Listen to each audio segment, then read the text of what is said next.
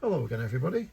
Right, today I thought we're going to have a look at the Musee Studios American Mastodon, Mammoth Americanum. Now this is a model that's been out for a couple of years and I've just picked this up. It's actually second hand for quite a good price. So yeah, I thought we'd have a look at that. It is still available. I know Dan's Dinosaurs online still actually have it in stock. You can get it as a model kit or a fully painted version, which is what I have, which is basically this one here. So without further ado, let's crack it open. Well, it's not actually in there. It's a pretty big box. It's taken out, so let's have a look, see what you think. Just before we get into it, it does come with this little certificate of authenticity. Nice little picture of the model. And you can see this one is number 23 of only 80. So it's quite a limited edition statue or model kit. Yeah, so quite pleased to have one. Right, that's that. Let's get the model out and have a look. And here we have him, the American Mastodon. You know, it looks a bit like a mammoth, but it wasn't a mammoth. It was mammoths appeared on the Earth, I think about 5 million years ago, whereas the Mastodon was 27 to 30 million years ago. So a lot more ancient than the mammoth. I think they went extinct around 10,000 years ago, so they were around a hell of a long time. They primarily appeared in North and Central America, but I think they eventually spread right across the world to every continent except Antarctica and Australia. So they were a very widespread animal, and they were around for a hell of a long time.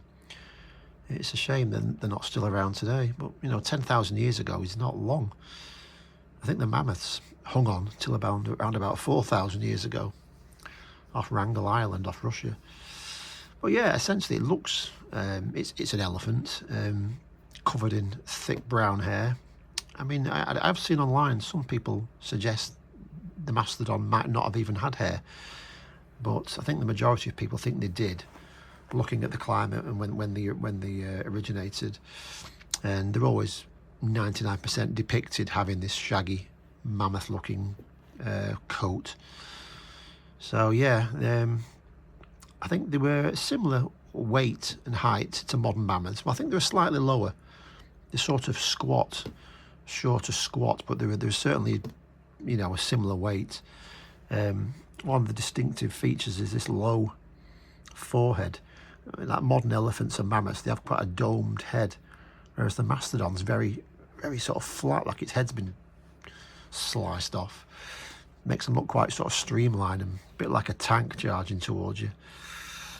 So yeah, there's the Mastodon. Let's have a I'll give him a 360. We'll have a look at him. Like I say, this comes as a model kit, but this came fully painted from who originally bought it, and I bought it second hand off him. It had a few little paint blemishes on it, which I've retouched up, so now it's pretty much perfect as it would have been when it was new, I suppose. So yeah, it's an interesting point, which I don't think you can really see. It's actually got orange eyes. An interesting choice of colour. I'll do a few close-ups after it so you can have a look. But yeah, it's an imposing looking model, and I do like the stance of it. It's like almost charging towards you. Like I don't think elephants actually run as such. They sort of walk quick, and that's what this one's doing. The mouth's open. Inside there is sculpted teeth and a tongue, although it's pretty hard to really sort of notice, you know, when it's in this position. But yeah, it's a cracking pose. It's just trotting along. It's unusual for an elephant sort of statue. They usually just sort of stood or walking, or you know, 1 foot up. But this one looks like he's in full gallop, or full fast walk, or whatever they do. But they've got the feet positioned right. Like elephants, they walk with like 2 feet forward on one side and 2 back.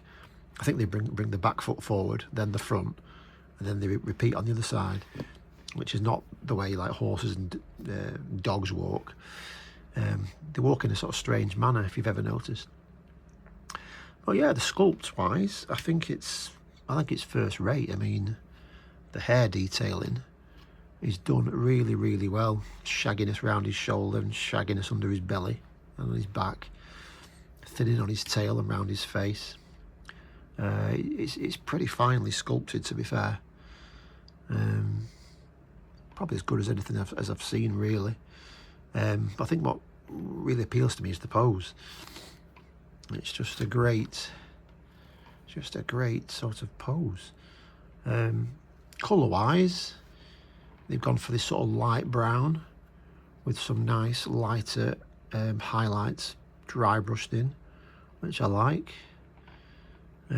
Just sets it apart from most of the mammoths who tend to paint them very dark brown or sort of gingery. It's just a different colour scheme. Of course, we haven't got any idea what the real animal's fur would have looked like or what colour it really was, but it works well.